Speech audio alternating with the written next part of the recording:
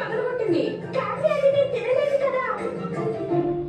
కానీ మీ మాటకు మాటలు పడక తప్పలేదు కదా. పద, ఇప్పుడు మీ తండ్రి గారికి చెప్పి నేను దండించమంటాను. పద పద పద పద. నాకు తెలుసులే. పదవయ్యా కృష్ణయ్య, పద.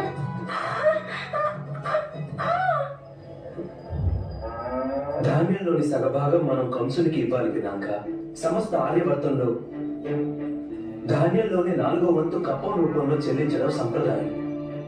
కానీ కంసుడు మన నుండి సగభాగం తీసుకుంటున్నాడు.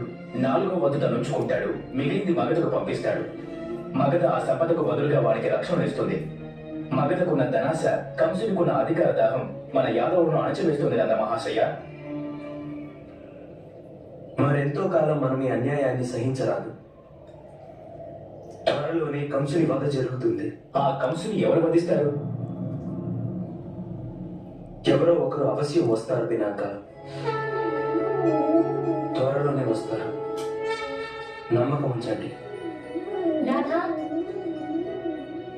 కంసుని వధ ఎప్పుడు జరగాలో అప్పుడే జరుగుతుంది.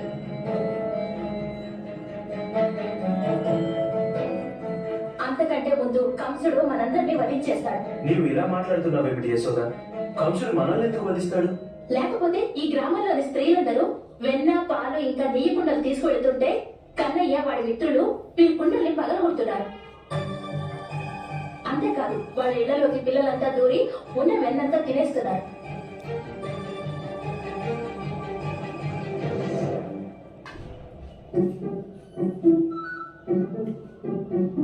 కృష్ణ, ఇల్లరా.